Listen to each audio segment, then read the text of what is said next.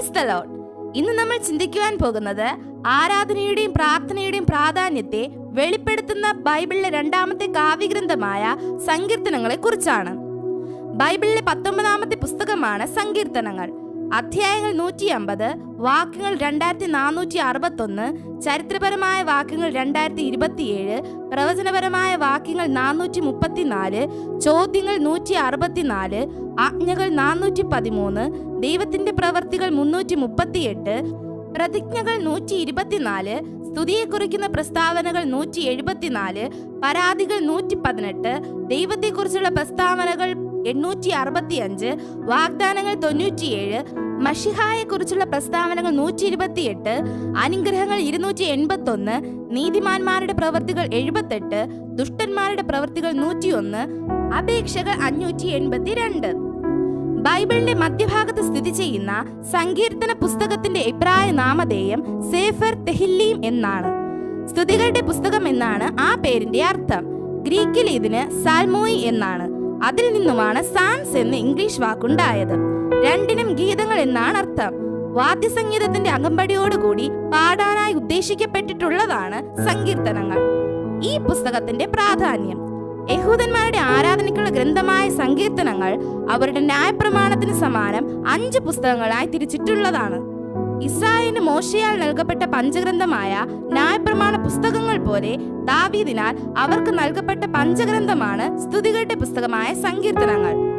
അതിനാൽ സങ്കീർത്തനങ്ങളുടെ 1ാം പുസ്തകത്തെ ന്യായപ്രമാണത്തിന്റെ ആദ്യ പുസ്തകമായ ഉൽപ്പത്തിയോടും, 2ാം പുസ്തകത്തെ പുറപ്പാടിനോടും, 3ാം പുസ്തകത്തെ ലേവിയോടും, 4ാം പുസ്തകത്തെ സംഖ്യയോടും, 5ാം പുസ്തകത്തെ ആവർത്തനത്തോടും താരതമ്യപ്പെടുത്തി ചിന്തിക്കാവുന്നതാണ്. എഴുതിയ കാലക്രമത്തിലല്ല ഈ സങ്കീർത്തനങ്ങൾ ചേർത്തിരിക്കുന്നത്. അങ്ങനെയെങ്കിൽ മോശ എഴുതിയ 90ാം സങ്കീർത്തനമാണ് ആദ്യം ചേർക്കേണ്ടിയിരുന്നത്. ദൈവം കഴിഞ്ഞ കാലങ്ങൾ എന്ത് ചെയ്തു എന്നും, വർത്തമാനകാലത്ത് എന്ത് ചെയ്തുകൊണ്ടിരിക്കുന്നു എന്നും, ഭാവി കാലത്ത് എന്ത് ചെയ്യുമെന്നും ഓർത്തുകൊണ്ടാണ് സങ്കീർത്തനങ്ങൾ പലതും രചിച്ചിട്ടുള്ളത്. പല സങ്കീർത്തനങ്ങളിലും സൃഷ്ടിപ്പിനെ കുറിച്ചും ചരിത്ര സംഭവങ്ങളെ കുറിച്ചും പ്രതിപാദിക്കുന്നുണ്ട്. എന്നാൽ 104 മുതൽ 106 വരെയുള്ള സങ്കീർത്തനങ്ങൾ ചരിത്രപരമായ സംഭവങ്ങൾ മാത്രം ഉൾക്കൊള്ളുന്നു. ലോക സൃഷ്ടി മുതൽ ബാബേൽ പ്രവാസം വരെയുള്ള ദീർഘകാലത്തെ ചരിത്രം അതിലുണ്ട്. യെരുശലേമിന്റെയും അവിടെയുള്ള ദൈവാലയത്തിന്റെയും ഭൂതഭാവികാല മഹത്വം വർണ്ണിക്കുന്ന 48, 84, 122, 132 എന്നീ സങ്കീർത്തനങ്ങൾ ചരിത്ര വിഭാഗത്തിൽ ഉൾപ്പെടുത്താവുന്നതാണ്. സങ്കീർത്തനങ്ങൾ 6, 32, 38, 51, 102, 130, 143 എന്നീ 7 എണ്ണം പശ്ചാത്താപ സങ്കീർത്തനങ്ങളായി പരിഗണിക്കപ്പെടുന്നു. 120 മുതൽ 134 വരെയുള്ള 15 എണ്ണം ആരോഹണ സങ്കീർത്തനങ്ങൾ എന്ന പേരിൽ അറിയപ്പെടുന്നു. ദൈവത്തിന് നന്ദിയും സ്തുതിയും അർപ്പിക്കുന്ന സുപ്രധാന സങ്കീർത്തനമാണ് 136. തിരുവെഴുത്തിലെ ഏറ്റവും വലിയ സങ്കീർത്തനമാണ് 119. വലിയ ഹല്ലേൽ എന്ന പേരിൽ അറിയപ്പെടുന്ന ഹല്ലേലൂയ സങ്കീർത്തനങ്ങളാണ് 111, 112, 113, 115, 116, 117 എന്നീ 6 എണ്ണം. മനുഷ്യന്റെ ക്ഷണഭംഗുരതയും ദൈവത്തിന്റെ മഹത്വവും 90ാം സങ്കീർത്തനത്തിൽ വിവരിക്കുന്നു. ദൈവത്തിന്റെ സംരക്ഷണത്തെക്കുറിച്ച് 91ാം സങ്കീർത്തനത്തിൽ വിവരിക്കുന്നു.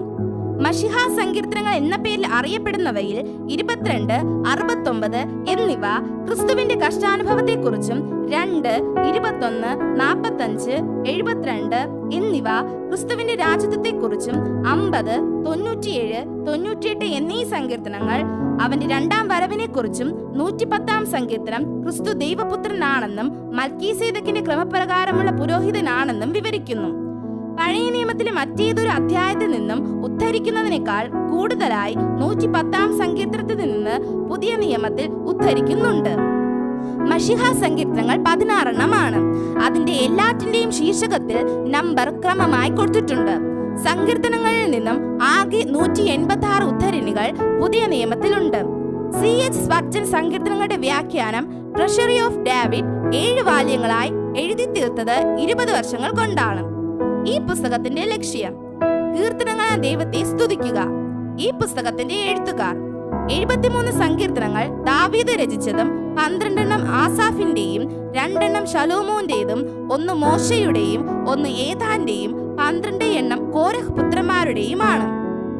72-ാം സങ്കീർത്തനം ശലോമോന്റേതാണെന്ന് കാണുന്നുവെങ്കിലും പല ഭാഷാന്തരങ്ങളിലും ശലോമോന് വേണ്ടിയുള്ള ഒരു സങ്കീർത്തനം എന്നാണ് ശീർഷകം. മാത്രമല്ല, അതിന്റെ അവസാന വാക്യത്തിൽ ഇശായി പുത്രനായ ദാവീദിന്റെ പ്രാർത്ഥനകൾ അവസാനിച്ചിരിക്കുന്നു എന്ന് കാണുന്നതിനാൽ പ്രസ്തുത സങ്കീർത്തനം ദാവീദ് തന്നെ രചിച്ചതായി മനസ്സിലാക്കാം. മാത്രമല്ല, സങ്കീർത്തനങ്ങൾ 2, 95 എന്നിവയും ദാവീദ് രചിച്ചതാണെന്ന് പുതിയ നിയമത്തിൽ നിന്ന് മനസ്സിലാക്കാം. യഹൂദ പാരമ്പര്യം അനുസരിച്ച് 10 ഹിസ്കിയ രാജാവ് രചിച്ചതും 119-ാം സങ്കീർത്തനം ഉൾപ്പെടെ 10 എസ്രാ ശാസ്ത്രി രചിച്ചതുമാണ്.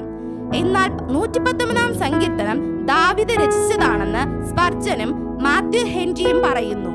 പേര് പറയാത്ത സങ്കീർത്തനങ്ങളെല്ലാം ദാവീദിന്റേതാണെന്ന് കണക്കാക്കി പോരുന്നു.